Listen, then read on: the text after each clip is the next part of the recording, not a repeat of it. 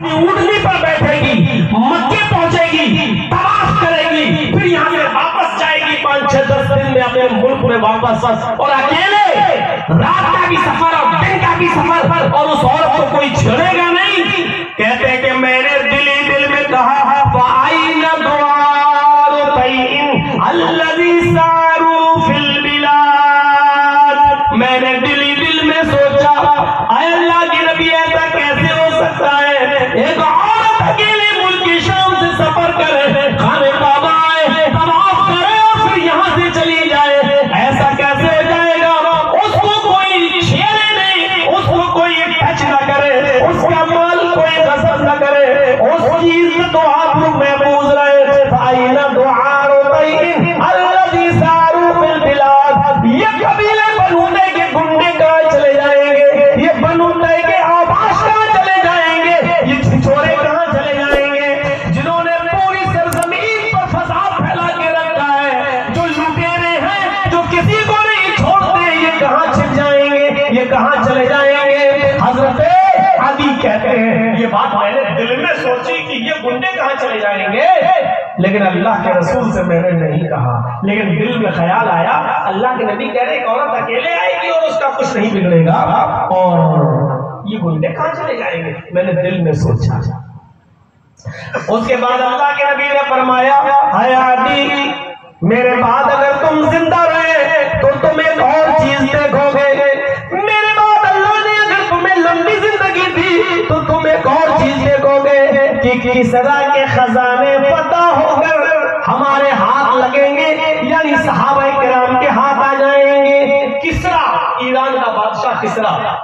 جو بہت طاقتور اور پاورفل آدمی تھا، جیسے آج کے زمانے میں امریکہ بہت پاورفل ہے اور جلدی لوگ اس سے کوئی بھی آنکھ ملانے کے لیے تیار نہیں ہوتا ہے، ایسے اس زمانے میں کسرا کا بڑا زور تھا، ایران کے بادشاہ کسرا کا کوئی مقابلہ نہیں کر پاتا تھا۔ تو اللہ کے نبی نے کہا ہے عادی میرے بعد اگر اللہ نے تمہیں لمبی زندگی دی تو تم دیکھو گے کہ کسرا کے خزانے فتح ہو کر ہمارے ہاتھ یعنی صحابہ کرام کے ہاتھ لگ جائیں گے۔ تو حضرت میں نے کہا اے اللہ کے نبی کون سی کسرا کی بات آپ کر رہے ہیں، کس کسرا کی بات آپ کر رہے ہیں؟ کسرا ابن ہرمز کی بات کر رہے ہیں آپ؟ اللہ کے نبی نے فرمایا ہاں میں اسی کسرا ابن ہرمز کی بات کر رہا ہوں، اسی ایران کے بادشاہ کی بات کر رہا ہوں، اسی ایران کے بادشاہ کی بات۔ تو میں نے دل میں سوچا اللہ کے نبی اتنے بڑے پاورفل آدمی کے خزانے کی بات کر رہے ہیں جس کا کوئی باقی کا نہیں کر پاتا، جس کا کوئی کچھ نہیں بگاڑ پاتا، جس کا کوئی کچھ نہیں کر پاتا، اس کے خزانے ہم معمولی اور ٹوٹی پھوٹی تلواروں سے لڑنے والے صحابہ کرام کے ہاتھ میں آ جائیں گے۔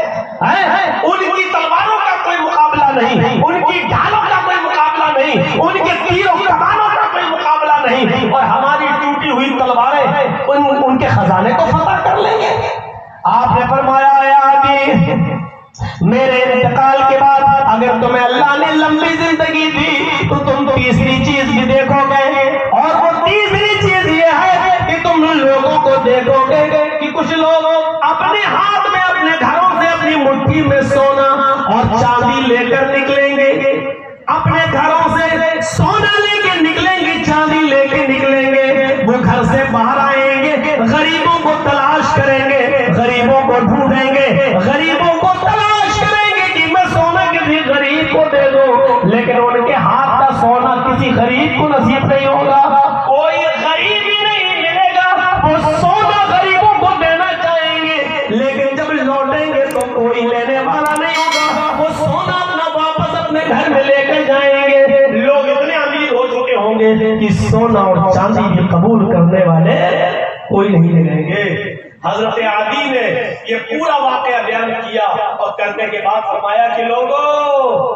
آج اللہ کے رسول ہمارے درمیان نہیں ہے، اللہ کے نبی نے یہ 3 پیشین گوئیاں کی تھی، ان 3 پیشین گوئیوں میں 2 پیشین گوئیاں میں اپنی آنکھوں سے دیکھ چکا ہوں، 2 چیزیں میں نے دیکھ لی ہیں، 2 چیزیں میں دیکھ چکا ہوں، میں دیکھ رہا ہوں عرب کے اندر اتنا امن پیدا ہو گیا ہے، اتنی شانتی پیدا ہو چکی ہے کہ ایک عورت سیریا سے اکیلے آتی ہے، ایک عورت ملک شام سے اکیلے آتی ہے اور مکے میں داخل داخل ہوتی ہے، خانہ کعبہ کا طواف کرتی ہے، صفا اور مروہ کی سعی کرتی ہے اور پھر ملک شام چلی جاتی ہے، اس کو اپنی عزت و آبرو کے لٹنے کا ڈر نہیں، اس کو اپنے مال و دولت کے لٹ جانے کا ڈر نہیں، اس کا سامان اس کی اونٹنی پر بندہ رہتا ہے لیکن اس کے سامان کو کوئی چھونے والا نہیں ہوتا ہے۔ اگر وہ اونٹنی پر لگا ہوا سامان مسجد